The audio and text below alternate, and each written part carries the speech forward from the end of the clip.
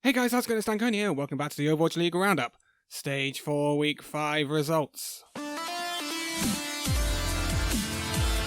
So that's it, the final week of the season has taken place, or the regular season I should say, and I tell you what, it's been an interesting one. It's given us the lowdown on certain teams, and actually some preview information going into the next patch we will see for the play-ins and the playoffs. But what we're going to do is we're going to whiz through the results, and then we will take a look at the overall standings, the standings for the stage, because we haven't looked at them yet, because they didn't really have much meaning, and then we will take a look at who are going to be starring over the next 2 weeks to 3 weeks in the playoffs, play-ins, and grand finals. But, without further ado, let's get into our matches. So, the Atlanta Reign still had a lot to play for going into the first match of the week against the Dallas Fuel. Atlanta needed to win both matches this week to steal the sixth spot from London Spitfire after London Spitfire's capitulation against the Reign last week. But Atlanta Reign do have a favourable schedule. They go up against the Dallas Fuel and they win this one 3-1.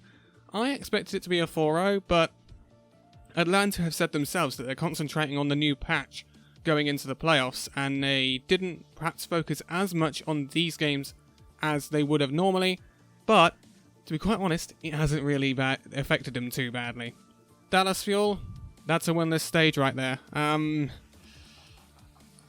Work to do in the off-season, definitely. It looked so promising at the start of the season as well, but these past 2 stages have really affected the Fuel badly. Time to rebuild and move forward. Moving on after this, Boston Uprising taking on the New York Excelsior. New York Excelsior had 2 games this week, and they were already sealed as the champions of their division. They had lost the second spot to the San Francisco Shock, but I don't think they were too worried about this. The New York Excelsior always tend to have a dodgy last stage because they do a lot of their work earlier on in the season to make sure that they're going to be in the playoffs.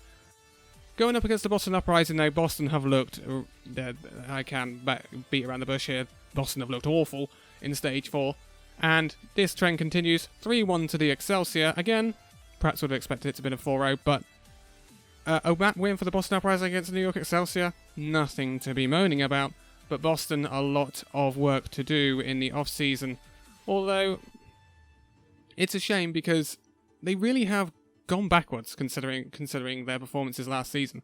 Remember, they were the first team to have an unbeaten stage, so it's a shame. But we move on to one of the blockbuster matches of the weekend, and I tell you what, there was a few. San Francisco Shock taking on the Vancouver Titans. So we've already had at least 2 of those matches this season as playoff finals, or stage playoff finals, and they'd both been 1 apiece.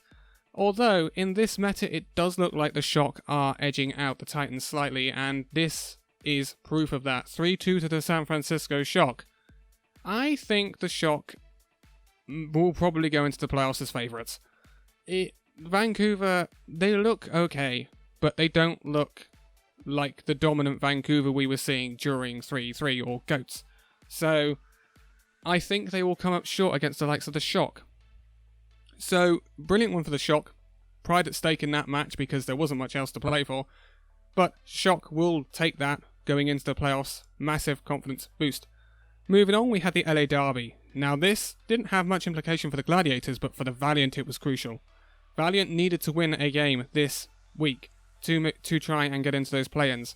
They were chasing down the Chengdu Hunters. They needed 1 win. Now, their other game this week was against the San Francisco Shock, so I said in the preview if they were going to get that win, they needed to get it against the Gladiators. And they didn't. They lost 3-1 to the LA Gladiators. This puts Valiant on the brink of not being at our play-ins, let alone the playoffs. And remember, the Los Angeles Valiant were actually 2nd seed last year in the playoffs. So it is quite a major name missing out. But they still had the chance against the Shock, and we will move on to that one later. The Gladiators looking decent going into the playoffs. And I tell you what, Shawful really is turning up right now. Fantastic to see him popping off.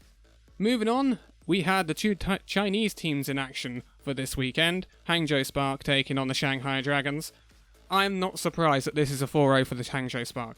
Hangzhou Spark have really now found their feet in this meta. Unfortunately, the meta is about to change, I think. But Shanghai Dragons have looked out of it. They've not looked good this stage, in my opinion. and they're lucky that they had a good enough buffer because of their amazing Stage 3 performance that they actually managed to stay in the play-ins, because I think they would have been at risk otherwise if there had been a few more games in the season.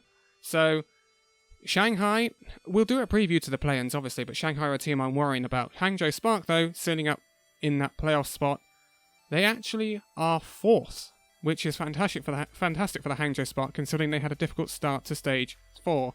And they're looking decent. My question is, can they compete with the likes of the Shock, the Titans, and the Excelsior, who they're going to have to beat at some point along the way if they want to win the league?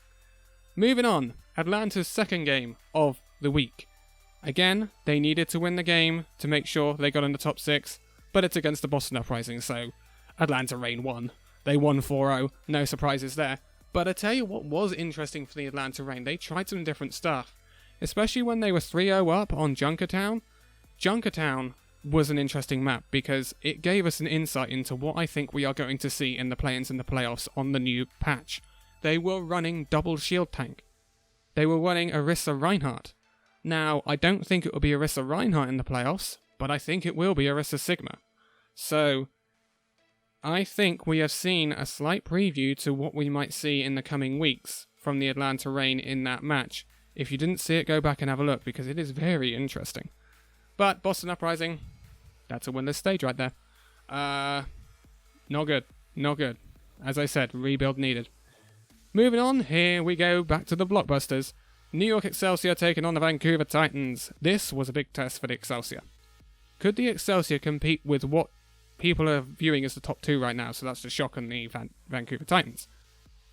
They really do give a good account of themselves, but the Vancouver Titans do edge it out 3-2, and I think that's about right. I don't think the Excelsior are quite on the level with those top 2 right now. Again, it's a regular season match. Excelsior were Excelsior. They're actually not in the stage playoff places if there were stage playoffs for this stage. So, Excelsior, I always take their last stage of the season with a pinch of salt, because I think they're, with want for a better word, sandbagging, because they've pretty much got the job done earlier in the season. But Excelsior, the big thing for Excelsior is to start proving themselves in those high-pressure playoff situations, and they're coming up. 2 weeks' time, Excelsior. You need to prove yourselves. Vancouver Titans, looking good going into the playoffs despite the loss against the Shock earlier in the week. Talking of the Shock, our last game of the regular season was the San Francisco Shock taking the Los Angeles Valiant. The Shock had nothing to play for. The Valiant, it's boom or bust. They had to win the game if they wanted a chance of play-ins, or if they wanted play-ins, it was a straight win, you're in, lose, you're out. And they lose. They lose comprehensively 4-0. A bad week for the Valiant, considering it was their homestand weekend and they didn't get a win. I thought they would beat the Gladiators, honestly. It's surprising to me, but Valiant do miss out, which means there are celebrations in Chengdu as they seal up that 12th spot and will be in the play-ins for a chance to be in the playoffs. Oh boy. So there we go. Those are the results. We quickly switch over to the standings. The stage standings, because we haven't looked at them. Atlanta Reign top it, because they were unbeaten along with the San Francisco Shock, but Atlanta Reign have a slightly better map differential. 3rd is the Guangzhou Charge. 4th is the Washington Justice. 5th is the Vancouver Titans. Then we have Florida Mayhem in the 6th spot. Amazing stage for the Justice and Mayhem. Really promising for next season. Hangzhou Spark in 7th. Los Angeles Gladiators in 8th. Joint 9th, we have the London Spitfire and the Chengdu Hunters. Los Angeles Valiant in 11th, Philadelphia Fusion in 12th, Seoul Dynasty in 13th, Paris Eternal in 14th, New York Excelsior all the way down in 15th. Although again, it's the last stage of the season, New York Excelsior make a habit of this. Houston Outlaws in 16th, Toronto in 17th, Shanghai in 18th, a 1-6 stage for Shanghai, not good for Shanghai Dragons. And then at the bottom, we have Dallas Fuel in 19th with no wins on the board, and Boston Rock Bottom in last place. Our very, very final look at the overall standings. I say final look, there'll be a season review. But actually, the final look at our season standings reads like this. Vancouver Titans, top of the league, with 25 wins and 3 losses, plus 61 map differential. San Francisco Shock in 2nd, pipping New York Excelsior, who end up 3rd. Hangzhou Spark 4th, Los Angeles Gladiators 5th. Then we have Atlanta Reign on the same win-loss ratio as the London Spitfire, but Reign beat them out on differential in 6th, London in 7th. Seoul Dynasty in 8th, just that one win behind those teams. Guangzhou Charge in 9th after a resurgent stage 4. Philadelphia Fusion in 10th, Shanghai Dragons falling down to 11th after a poor stage 4. Chengdu Hunters pipping the Los Angeles Valiant to 12th. Valiant in 13th, Eternal finish up in 14th, Dallas Fuel falling all the way down to 15th, considering their past 2 stages. Houston Outlaws in 16th. It's funny how those 2 Texas teams have actually not finished far away from each other.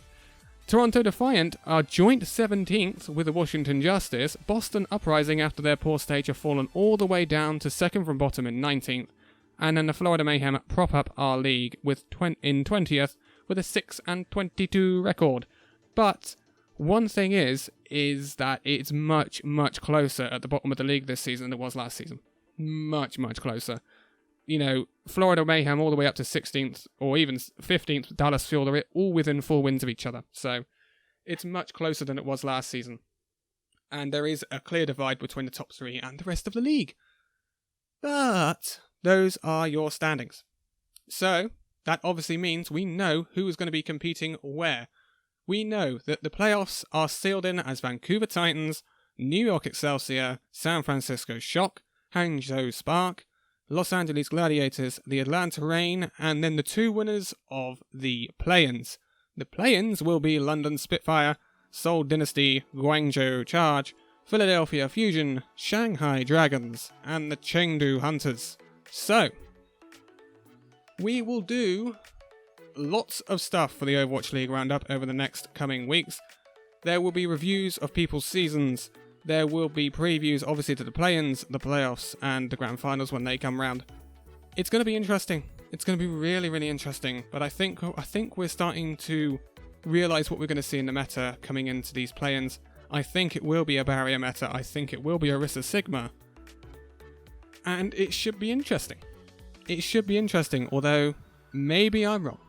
But I don't think the DPS lineup will change too much. So, expect more Mei, Reaper, and Hanzo. But, for now, thank you guys so much for watching this video. If you liked it, give it a like, subscribe if you're new, and I will see you in the next video. See you then.